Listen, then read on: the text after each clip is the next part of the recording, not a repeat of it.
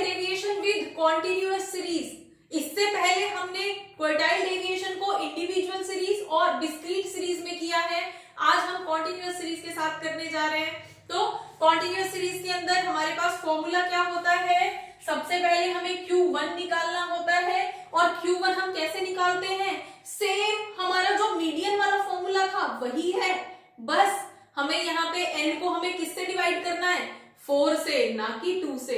अगर हम 2 से डिवाइड करेंगे तो हमारे पास मीडियन निकल के आ जाएगा, लेकिन हमें यहाँ पे 4 से डिवाइड करना है क्योंकि हम क्वार्टर निकालने जा रहे हैं। ठीक है, तो हमारे पास फॉर्मूला क्या हो जाएगा?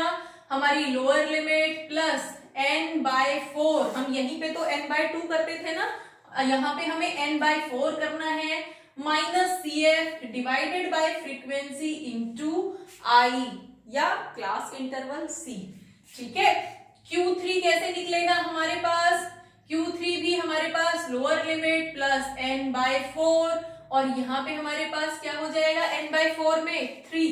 ठीक है, क्योंकि हम थर्ड क्वार्टर निकाल रहे हैं, divided by frequency into I या फिर C।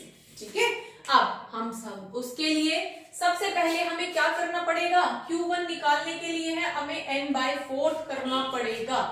तो क्वार्टर निकालने के लिए हमें n/4 करना पड़ेगा और n कितना है हमारा? n हमारा यहां से निकल के आएगा, फ्रीक्वेंसी को टोटल करेंगे और उसके साथ साथ हमें क्यूमुलेटिव फ्रीक्वेंसी भी निकालनी है। तो जो लास्ट क्यूमुलेटिव फ्रीक्वेंसी की वैल्यू आएगी वही हमारा n होगा, टोटल होगा। देन हमारे पास 3, 12, 27, 50, 80 एंड 100, मतलब हमारा n भी 100 है।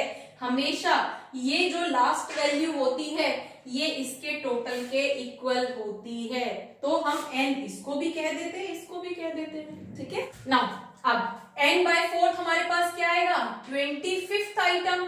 अब 25th आइटम हमारे पास हम कहाँ चेक करेंगे? क्यूमुलेटिव फ्रीक्वेंसी में, और क्यूमुलेटिव फ्रीक्वेंसी के अंदर 25 से बड़ा नंबर कौन सा है? जस्ट बड़ा। तो हमारे पास 12 तो छोटा होगा, 27 25 से जस्ट बड़ा वाला नंबर है। ठीक है, देन ये हमारा क्या हो जाएगा? इसके करस्पॉन्डिंग जो क्लास होगी वो क्लास हमारी क्वार्टाइल 1 क्लास बन जाएगी।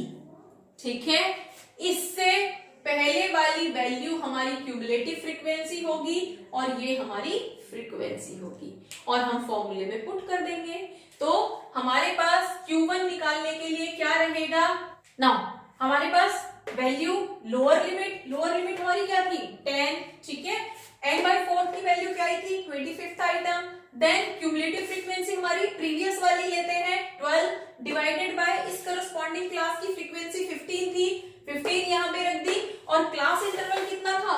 10 और 15 के बीच में गैप कितना है? 5 का ना, तो वो 5 हमने यहाँ पे पुट कर दिया। और जब हम इस क्वेश्चन को, जब हम इस इक्वेशन को सॉल्व करेंगे तो हमारे पास जो आंसर आएगा दैट वुड बी 14.33। तो क्वार्टाइल 1 हमारी कितनी है? 14.33।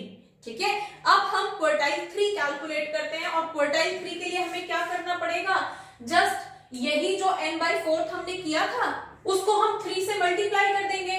तो हमारे पास 3 से मल्टीप्लाई कर देंगे तो हमारे पास क्या आ जाएगा? क्वार्टाइल 3 क्लास कौन सी होगी? 75th item. और 75th से बड़ा कौन सी वैल्यू है हमारे पास? 80 है ना, 75 से जस्ट बड़ी जो वैल्यू है दैट इज 80। तो इस क्लास को हम क्वार्टाइल 3 क्लास बना देंगे, है ना। अब क्वार्टाइल 3 क्लास के अंदर ये हमारी लोअर लिमिट हो जाएगी, ये हमारी फ्रीक्वेंसी हो जाएगी और इसके जस्ट पहले वाली कौन क्या हो जाएगी? Cumulative frequency. तो हम यहाँ पे अब Q3 कैलकुलेट कर लेते हैं और Q3 कैलकुलेट करने के लिए हमें क्या करना पड़ेगा? सेम वैल्यू पुट कर देंगे। हमारी लोअर लिमिट कितनी है? 20 प्लस ये हमारा 75th आया था माइनस क्यूमुलेटिव फ्रीक्वेंसी कितनी है? 50 डिवाइडेड बाय f कितना है हमारा? 30 इंटू 5 का गैप है क्लास इंटरवल के अंदर। तो जब हम इसको सॉल्व करेंगे तो हमारे पास क्या होगा? 20 प्लस 25 डिवाइडेड बाय 30 इंटू 5। हमारे पास जब हम इसको सॉल्व करेंगे तो वैल्यू कितनी आएगी? 20 प्लस 4.167।